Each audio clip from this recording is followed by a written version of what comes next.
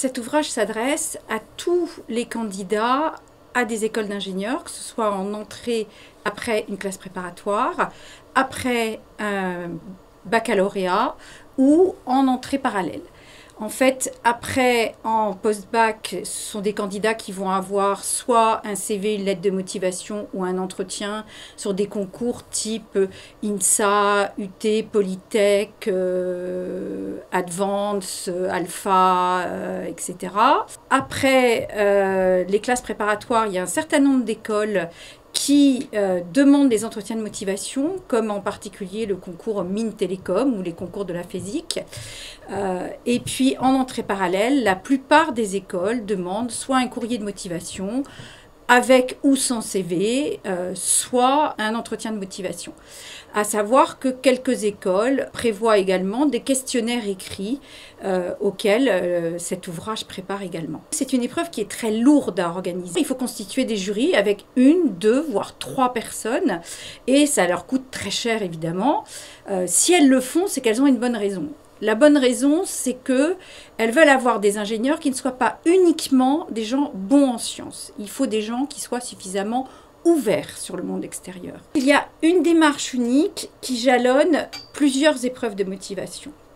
On demande aux candidats de pouvoir décrire son parcours, énoncer les compétences qu'il pense avoir pour devenir un futur ingénieur.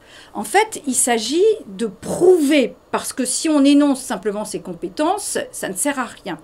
Donc, énoncer son parcours, ça peut être dans un CV, qui n'est pas simplement une liste d'expériences qu'il faut savoir présenter. Ensuite, il peut être amené à faire une lettre de motivation dans laquelle il va relier ses compétences et sa base d'expérience, mais également et dans une lettre de motivation, et dans un questionnaire, et dans un entretien, justifier du choix de ce métier, justifier du choix de cette spécialité, justifier du choix de cette école. Et puis, en entretien ou dans un questionnaire écrit, le jury peut lui poser des questions plus spécifiques sur sa personnalité et sur ses activités.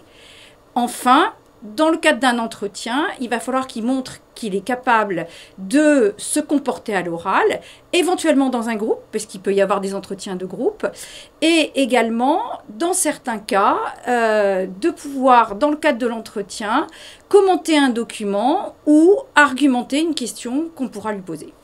Pour un certain nombre d'écoles, c'est la seule épreuve d'oral.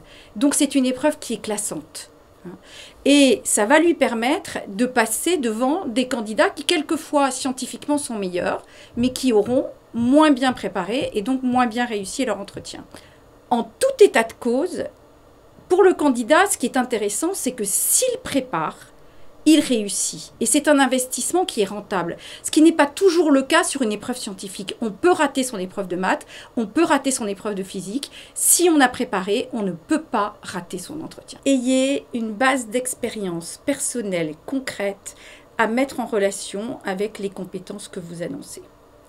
Connaissez bien le métier dans lequel vous voulez vous engager, la spécialité qui vous intéresse et les spécificités de l'école à laquelle vous vous présentez. Un troisième conseil, eh bien, exprimez-vous simplement et clairement, que vous soyez dans le cadre d'un écrit, lettre de motivation, questionnaire, CV, ou dans le cadre d'un oral, donc d'un entretien.